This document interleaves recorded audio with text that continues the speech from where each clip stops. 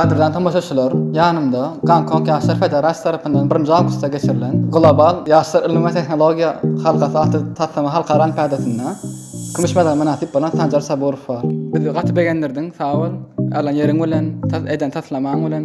Hawa Sanjar olimpiada näle görnüşde geçdi? Ondan şekilde. Öz taslamamyzda şol Gonkong oýduna baryp çykyş etmekçidik. Ýöne gynansak-da şol pandemiýa sebäpli, COVID-19 sebäpli olimpiada ýatyrylyp onlaýn şekilde geçirildi. Ve toparımdan dinlemen çıkışetmen öyle. Olimpiyada edil borçlu İngiliz diline geçirildi ve yukarıda hepkine geçirildi. Yani orada emin ağzalar hem var yani 3-4 tane emin ağzalar var. Registrasiya işlerine kömöýden maňlar barmy? Öyle men aşgabat şäherindäki 87-nji ýöretilişdilen ýa-ni diller boýunça ýöretilişdilen orta mekdepde okuýan 10-njy sınıf okuwçysy. 86-nji izolatsiýa okuwçylary öýrädi. Like 87-nji ýöretilişdilen orta mektep muallimlerini we esasan hem kimya muallimi paraga çöp getdi we matematika muallimi Ahmet Baliýew köp sag bolsun aýtýan, ýagny olar sebäpli men şu olimpiada registrasiýa edip gatnaşyp bildim, ýagny olar bolmadyktasa men öz okuýumy görkezip bilmedim şu olimpiadada. Taslamaň ady näme? Taslamaň ady kondensirlenen kondensirlenen molluslaryň galnysyny beton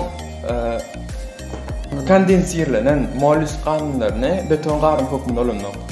Belli bir maksat tutanmasaň şu maksatdan hiç wagt izi aýtmajak bolun, ýani şol maksat ýetjek bolun. Näme diýär? 10 minutluk çykyş etmeli bolsa 5 minutyny öz taslamagyny çykyş etmeli. Taslamaň bardy gurlamary we olary gowy düşündirmeli. Taslamaň bardy maksadyny we näme wezipany ýerine ýetirýän.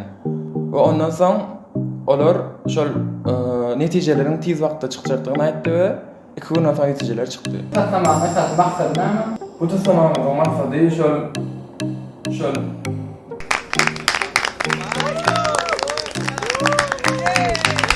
taslamaň pikirini men kimya muallimi bolan, kimya muallimi Şöwket Farahdowdan şol pikir aldım.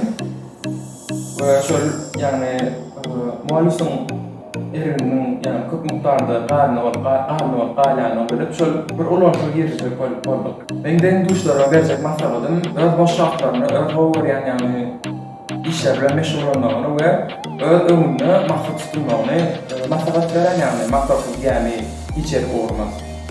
Şöyle hazırlıkta sana da ilk olimpiadadan da alwetde senin hatın var mı? İnşallah görüşmek üzere.